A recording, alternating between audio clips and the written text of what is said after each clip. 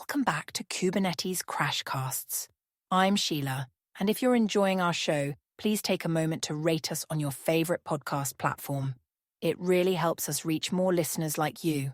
Today we're wrapping up our chapter on getting started with containers with an exciting topic: container images and registries. Victor, are you ready to dive in? Absolutely, Sheila.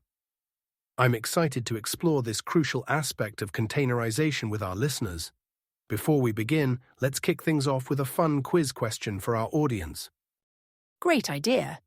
Here's a question to ponder. In a typical container image, how many layers do you think it usually has? Is it A, 1 to 3 layers, B, 5 to 10 layers, or C, 20 to 30 layers? Think about it, and we'll reveal the answer at the end of our episode. That's an intriguing question, Sheila. It really makes you think about the structure of container images, doesn't it? I'm curious to see what our listeners will guess. While they're pondering, let's start by explaining what container images actually are. Good point, Victor. Can you give us a clear definition of a container image? Certainly. A container image is essentially a lightweight, standalone package that includes everything needed to run a piece of software. This includes the code, runtime, system tools, libraries, and settings. Think of it as a blueprint or a snapshot of a containerized application. That's helpful, Victor. So if I understand correctly, it's like a recipe that contains all the ingredients and instructions to create a consistent environment for an application. Is that a fair analogy? That's an excellent analogy, Sheila. Just like a recipe ensures that a dish turns out the same way every time, regardless of who's cooking it or where, a container image ensures that an application runs consistently across different environments. Now that we understand what container images are, can you explain what image registries are and why they're important? Of course, image registries are like central repositories where container images are stored, managed, and distributed. They play a crucial role in the container ecosystem by allowing developers to share and version their images and enabling users to easily download and use these images. I see. So, are there different types of registries? And can you give us some examples of popular ones?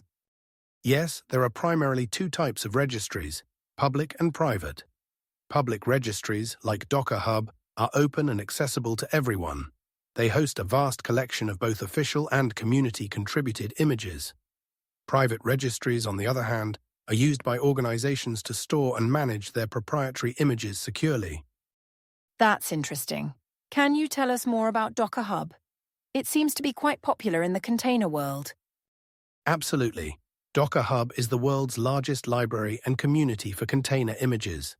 It's a public registry that hosts millions of images, including official images from software vendors and community-contributed images.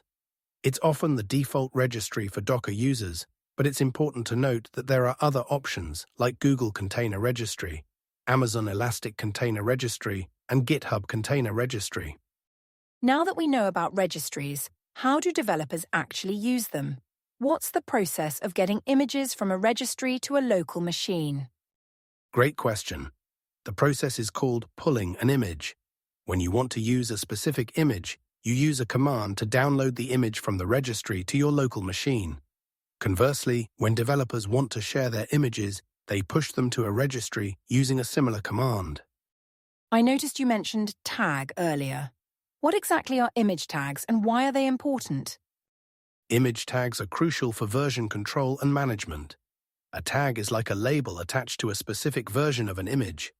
For example, you might see something like Nginx 1.19.3. Here, Nginx is the image name, and 1.19.3 is the tag representing a specific version. Tags help users choose the exact version of an image they want to use, ensuring consistency and reproducibility. That makes sense. It sounds like there's a lot to manage when it comes to container images. Are there any best practices for image management that our listeners should be aware of? Absolutely, Sheila. Here are a few key best practices. Point 1. Use specific tags instead of latest to ensure version consistency. Point 2. Keep images small by using minimal base images and removing unnecessary files. Point 3. Regularly update images to patch security vulnerabilities. 4. Use multi-stage builds to create smaller production images. Point 5. Implement a proper tagging strategy for easy version tracking. 6. Scan images for vulnerabilities before deploying them. Those are great tips, Victor. Now, I'm curious about something you mentioned earlier, image layers. Can you explain what these are and why they're important? Certainly, image layers are a fundamental concept in container images. Each layer represents a set of changes to the file system. When you build an image, each instruction typically creates a new layer. These layers are cached and can be reused, which makes building and sharing images more efficient. It's also why our quiz question about the number of layers is so interesting. Speaking of which, it's time to reveal the answer to our quiz question. Victor, would you like to do the honors? Of course. The typical number of layers in a container image is usually between 5 to 10 layers, so the correct answer is B. However, it's worth noting that this can vary depending on the complexity of the application and how the image was built. Thank you, Victor. As we wrap up this episode, let's quickly summarize the main points we've covered about container images and registries. 1. Container images are standalone packages containing everything needed to run an application. 2.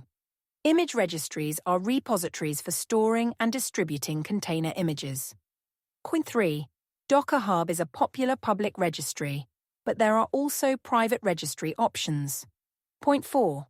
Pulling and pushing are used to download and upload images from to registries. 5. Image tags are crucial for version control and management. Point 6. Best practices include using specific tags, keeping images small, and regularly updating for security. 7.